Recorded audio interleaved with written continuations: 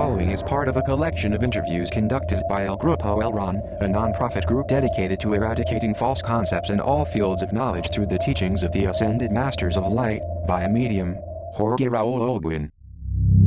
May 3, 1998. Messages from JOHNAKAN UR-EL.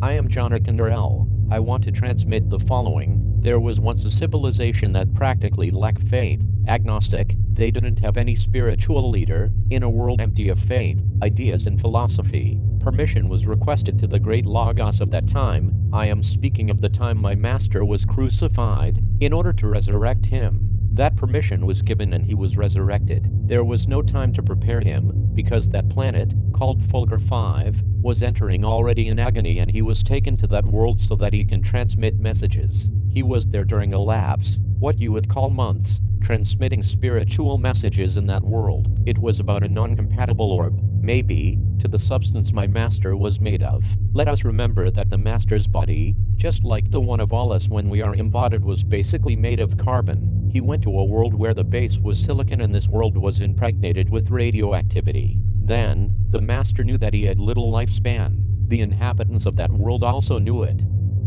Did he go to that world, then, with his own physical body? Correct, with his own body, on purpose to demonstrate to the inhabitants of that world that he didn't fear physical death. Because he could have argued, since I was resurrected, I can continue on Earth. To my master they let him choose whether to take that mission or not, because when taking that mission, in such an incompatible world to his physical body, he knew that he would have a lifespan from 6 to 8 terrestrial months and nothing else. But the Master Jesus appeared before his disciples in his physical body?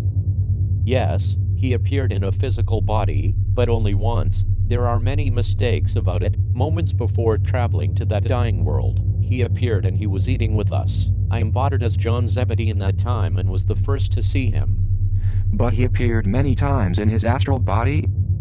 Correct, and for that reason the master didn't allow that they touch him. Although I'm not interested to highlight this now, but the fact that he opted to travel to that world, in which his physical life would fade away to the end of 6 to 8 months due to the enormous radioactivity there was, not compatible with his organism of carbon, not compatible with the silicon life that there was in that planet. In that world he gave messages. Very incredulous people. Very similar to us but from another vibration, until the few philosophers who were in that planet made them understand that if a being from another world comes to preach, and they know that that being doesn't want to be isolated, protected, it is because those messages were truth.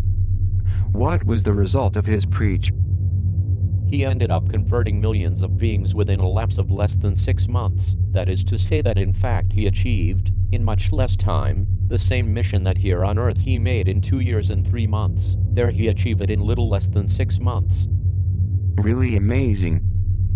In that world where the beings are made of silicon, they also have the Master Jesus as a spiritual avatar. The Master Jesus disincarnated in that world affected by radiation. It was an enormous merit to have completed that mission, as big as the one that he had on this planet, and automatically he was named Planetary Logos. Therefore, it is extremely commendable the work of the Master Jesus, because he didn't give his life on the cross for all those who live on this planet, but he also gave his life for people he didn't even know, with other customs. I leave you with this.